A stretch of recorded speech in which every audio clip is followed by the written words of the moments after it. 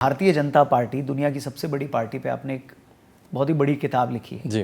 तो मतलब आप पार्टी के रग रग से वाकिफ हैं, उसकी स्ट्रेंथ और समझने की वीकनेस कोशिश तो करिए। हाँ, स्ट्रेंथ और वीकनेस दोनों समझते हैं। 240 का जो आंकड़ा इस चुनाव में जो नंबर सुन के आए हैं, ये कैसे देखते हैं आप इसको? हार की तरह से भी कुछ लोग एनालाइज करते हैं, इंटरप्रेट करते हैं, और कुछ लोग कहते हैं नहीं इससे बढ़िया तो कुछ हो ही नहीं सकता। तो how do you see this? देखिए, ऐसा भी नहीं, दोनों के बीच में जो आपने कहा, ठीक है, जो 240 की नरेंद्र मोदी की विक्ट्री है वो किस किस ऑड्स के अगेंस्ट में थी, पहले इसको देखते हैं।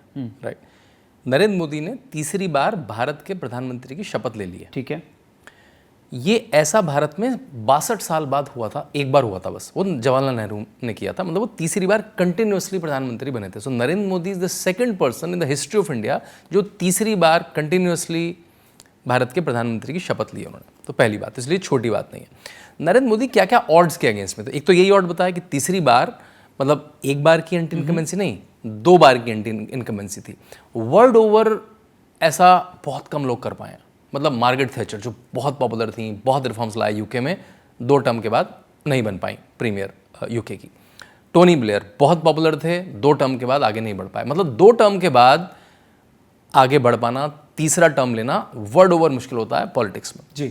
और दूसरी बात, जब जवाहरलाल नेहरू प्राइम मिनिस्टर बने थे तीसरी बार, देखिए तब कोई अपोजिशन नहीं था, there was not a consolidated opposition, right. और हार्डली कुछ मीडिया होता था। आपके पास दूरदर्शन था, आपके पास ऑल इंडिया रेडियो था, उसमें जो आपको नैरेटिव चलाना है चला दीजिए। हार्डली न्यूज़पेपर्स थे उस समय में जीतना वर्सेस आज की मल्टी पार्टी कॉम्पिटेटिव पॉलिटिक्स में जीतना, राइट। मैं ग्लोबल मीडिया पे बाद में आऊँगा, अभी तो मैं केवल इंडिया का परिदृश्य में देख रहा हूँ।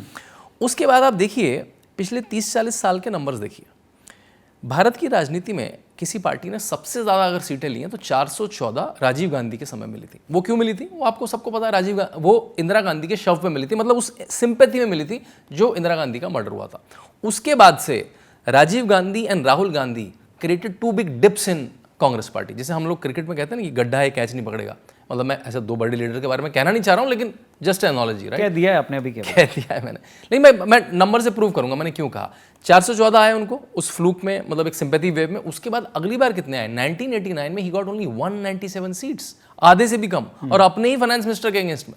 मतलब वीपी सिंह जो उनके फाइनेंस मिनिस्टर थे, उन्होंने बाहर जाके दूसरी पार्टी में जाके, जनता पार्टी में जाके उनके बोफोर्स घोटाले को जब उजागर करा और जनता ने माना, उनको 197 सीट्स दी। और उसके बाद से 1984 के बाद से कांग्रेस को कभी भी मेजॉरिटी नहीं मिली। आज तक 2024 तक मेजॉरिटी नहीं मिली, बल्कि कांग्रेस लेड किसी कोलिशन को भी नहीं मिली। यूपीए को भी कभी मेजॉरिटी नहीं मिली है and pre poll alliance. Let me show you the numbers.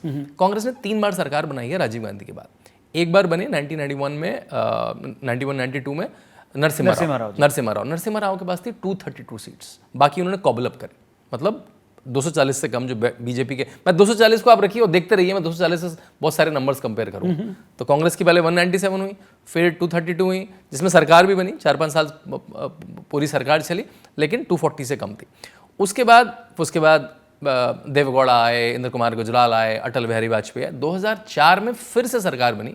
ये लोग कहते हैं इंडिया शाइनिंग फेल हुआ। इंडिया शाइनिंग के बाद 2004 में भाजपा और कांग्रेस में बस 7 सीटों का फर्क था। हाँ, उनके पार्टनर्स नहीं कॉबल अप कर पाए। जो सबसे लार्जेस्ट पार्टी होती है उसको इनवाइट करा जाता है, जो इनवाइट होती है उसके अराउंड सब लोग कॉबल अप कर जाते हैं। उस समय भी जो प्री पोल अलायंस था, कांग्रेस को थी 140 सीटें के आसपास और प्री पोल अलायंस को भी 218 सीटें थी। और यहाँ पे इस समय जो एनडीए का प्री पोल अलायंस है उसको 293 सीट्स हैं, राइट। आते हैं 2009 पे। 2009 में इनके पास थी कुछ 206 सीट और प्री पोल अलायंस को भी 262 सीट थी, विच इज लेस देन 272। तो भारत की हिस्ट्री में पिछले 40 साल से 414 के बाद किसी सिंगल पार्टी को एब्सोल्यूट मेजॉरिटी नहीं मिली। केवल बीजेपी को मिली 2014 में, 2019 में। Correct. और किसी कोलेशन को नहीं मिली जो इस कोलेशन को मिली। So that's why this victory is not small. Third term आना ग्लोबली इज ऑड है। अब देखिए ग्लोबल मीडिया, मतलब ये शायद पहला इलेक्शन रहा होगा किसी कंट्री में जिसमें ग्लोबल मीडिया इतना एक्टिव था। हमारी बात हो रही थी जॉन ऑलिवर, जो आपने बताया मुझे हर इंडियन इलेक्शन के पहले, वो इस बार फिर एक्टिव हो गए। 10 दिन पहले, इंडियन इलेक्शन के पहले फिर उन्होंने एक बड़ा कॉन्डिसेंडिंग सा बड़ा रेसिस्ट वीडियो बनाया, मोदी को डाउन करते हुए, इंडिया को डाउन करते हुए। तो 9 साल पहले का उनका एक वीडियो है, फिर 4 साल पहले का उनका एक वीडियो है। यानी वो हर इलेक्शन में आके कुछ एक वीडियो बनाते हैं। प्लीज जाके वो वीडियो मत देखना। अब मैं बोल रहा हूँ तो आप सर्च करोगे, फिर जाके व्यूज बढ़ाओगे उनके। ऐसा नहीं करना चाहिए। जो आपको पसंद नहीं है उसको देख के गरियाने से अच्छा मत ही देखो। लेकिन देखिए अब तो बहुत सारे लोगों ने देख चुके हैं, लोगों को पता तो लगे किस तरह का रेसिज्म ब्रिटिश कॉमेडियंस फैला रहे हैं चैनल्स पे अपने। मतलब लंदन स्कूल ऑफ इकोनॉमिक्स की प्रोफेसर, यूएस के कई चैनल्स, चाहे वो बीबीसी, यूके का बीबीसी हो, गार्जियन हो, यूएस के न्यूयॉर्क टाइम्स हो, वॉशिंगटन पोस्ट हो, वो इंडियन इलेक्शन में कमेंट्री कर रहे हैं, और वो भी एक वन साइडेड कमेंट्री, वो केवल नरेंद्र मोदी के बीजेपी के अगेंस्ट में कमेंट्री, राइट। जॉर्ज सोरोस ने तो कहा भी था कि मैं नेशनलिस्ट की भावना को हटा दूंगा, मैं नरेंद्र मोदी जैसे लीडर्स को हरवा दूंगा। सो वो सारा, और आपको पता भी, ओमीडिया नेटवर्क, फोर्ड फाउंडेशन, ये फंड कर रही है। करेक्ट। ये न्यूज लॉन्ड्री को फंड करेंगे, ये स्क्रॉल को फंड करेंगे, ये वायर को फंड करेंगे, आपको पता है, मतलब इट्स ओपन फंडिंग, ऐसा नहीं कोई हिडन फंडिंग है, राइट। तो जो नरेंद्र मोदी ने लॉबीज को तोड़ा है, चाहे वो एनजीओ लॉबी को तोड़ा है, चाहे वो मिशनरी लॉबी को तोड़ा है, चाहे वो फार्मा लॉबी को तोड़ा है कि भाई मैं फाइजर का टीका नहीं लूंगा, मैं अपने यहाँ टीका बनवाऊंगा, चाहे वो डिफेंस लॉबी को तोड़ा है कि भाई मैं आर्म्स आपके नहीं लूंगा, मैं इंडिया में आर्म्स बनवाऊंगा, बल्कि मैं नेट एक्सपोर्टर बन जाऊंगा, चाहे वो ऑयल लॉबी को तोड़ा है कि जब नरेंद्र मोदी कहते हैं मैं तुम्हारे हिसाब से तेल नहीं खरीदूंगा, Jaishankar goes and says that what you buy in afternoon I buy in a month, so you don't tell me मैं किससे खरीदूं किससे नहीं खरीदूं, राइट। उस सब के बाद ये चुनाव जीता गया है। So that's why it's not a small victory. Yeah, you're right, but it's lesser than their own target. उनके खुद के टारगेट से कम है, इसलिए ये एक लेसर विक्ट्री हो सकती है। But by any means of international standard of politics, not a lesser victory.